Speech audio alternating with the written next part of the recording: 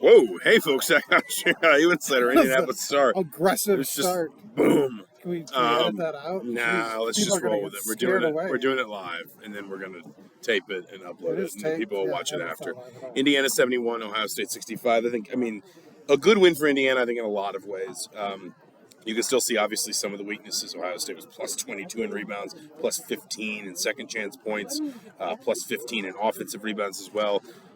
But it felt like basically everything else went to Indiana. They were really good in the second half defensively. Ohio State only scored 27 points. Xavier Johnson was himself again. 3 assists, no turnovers, 18 points, 8 of 11 at the free throw line. It's always usually a good measure of Xavier Johnson playing well. Malik Renew was outstanding, 23 points. CJ Gunn, 10 off the bench. And it just kind of felt like, it's close because Ohio State's probably a better team right now than Indiana, but it felt like Ohio State had to leverage all the margins for this just to be close. If Indiana had even been reasonable protecting the defensive glass, this isn't a close game.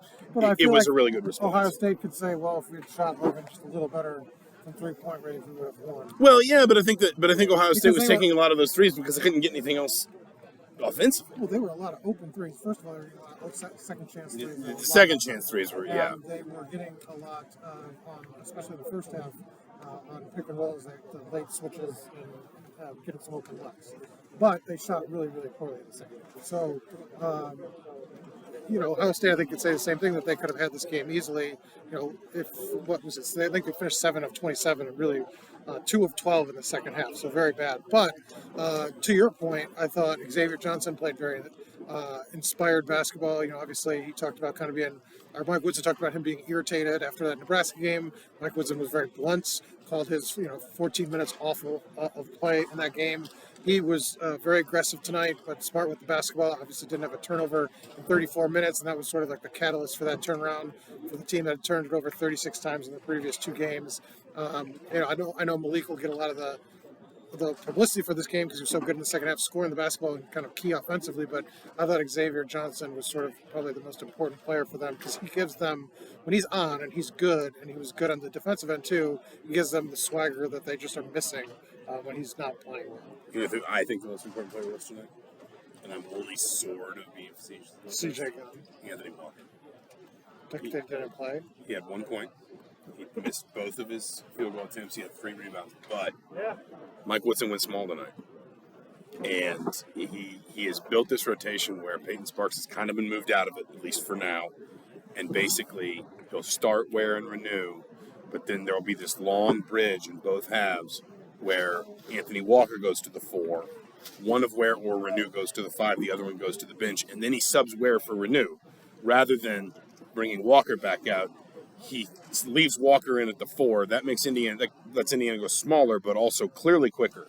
I thought it was a big part of what slowed. Ohio State 38 points in the first half, 27 in the second. I know that's a bit of a blunt instrument sometimes statistically, but tonight, there were prolonged stretches where you'd look at there's a little, people can't see it, but there's a little current trends thing. I'm pointing at the box score on Mike's computer where it'll say Indiana hit 4 of its last 5 shots, or so some teams on an 8-0 run. There were prolonged stretches in the second half where Ohio State was one of their last 9 field goal attempts, missed their last 6 shots. But hadn't scored for 3 minutes, and a lot of that I think was down to Indiana being able to go effectively small. The other part of it that helps is CJ Gunn comes off the bench and gives you 10 important points and some really important defensive minutes. They were watching to see. He essentially said his plan was to give Caleb Banks and CJ Gunn a little more playing time. Gunn was the one that stepped up and played really well. Yeah. So he was the first one. Trey Galloway got in foul trouble in the second half in less than 2 minutes. I think 18:05 he checked out.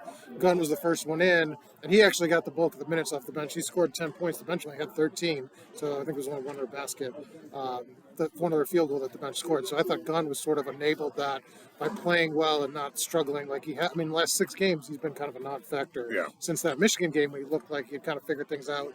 At 8 points and 4 steals today, he looked like that, and like you said, was aggressive on both ends, kind of frustrating the ball handlers.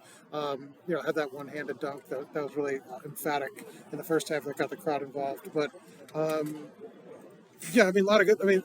It feels like those 3 obviously were kind of the key pieces tonight for the win. It just felt like, after what might have been, it's either Nebraska or Auburn, probably Indiana's worst defensive performance of the season. It felt like Indiana figured out something that worked. defensively tonight. And, I mean, again, you're right. Ohio State had a ton of second chances, and some of those threes were open, but guess what? They missed them.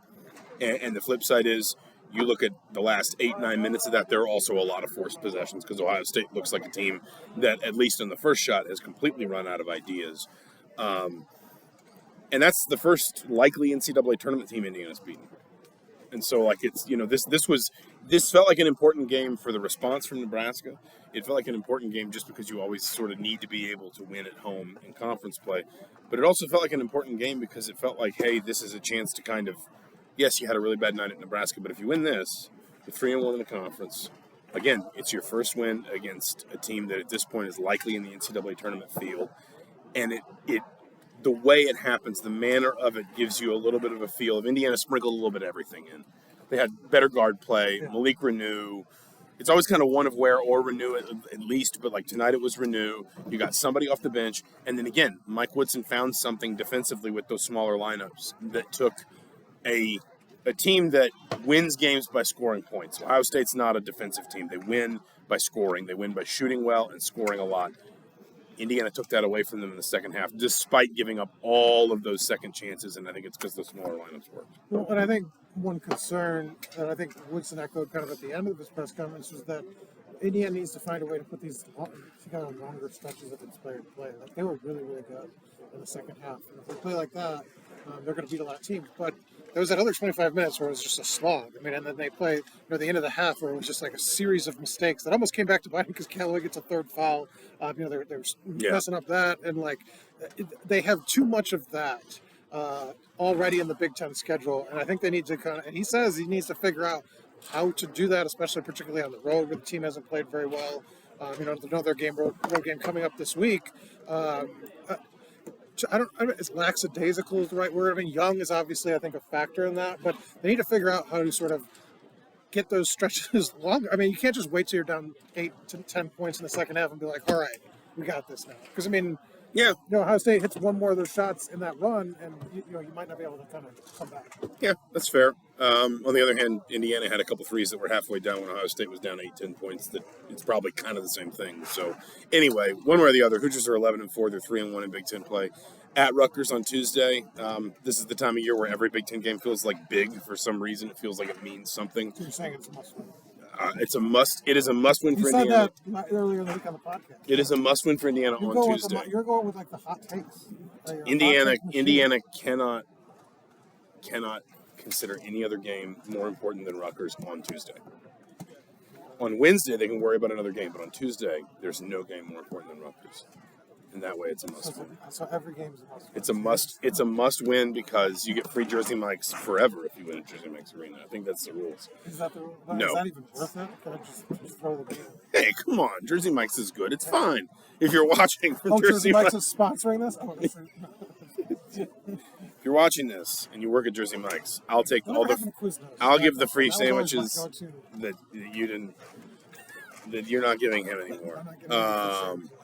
Schlotzky's. That's the one that was. I was trying to remember. I couldn't find it. There is I don't know if you can go through Battle Creek. There was always a Schlotzky's in Battle Creek, and I was living in the suburbs of Detroit. Anytime I go home to Chicago, I'd stop at Schlotzky's on the way over there.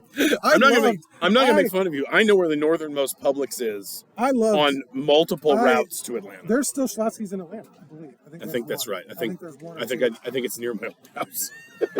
This is just a kind of Schlotzky. But are you being facetious? Because I had a fondness for Schlotzky. That was like the best sandwich, and now it's just disappeared. Really a shame.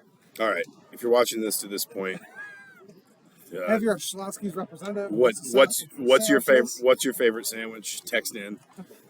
He's Mike Niziolek. I'm Zach Osterman. For the Herald Times, for the Indianapolis, we'll get one for sandwiches. One more time, Indiana 71, Ohio State 65. Hoosiers at Rutgers on Tuesday. Until then, thanks for watching. We'll talk to you soon.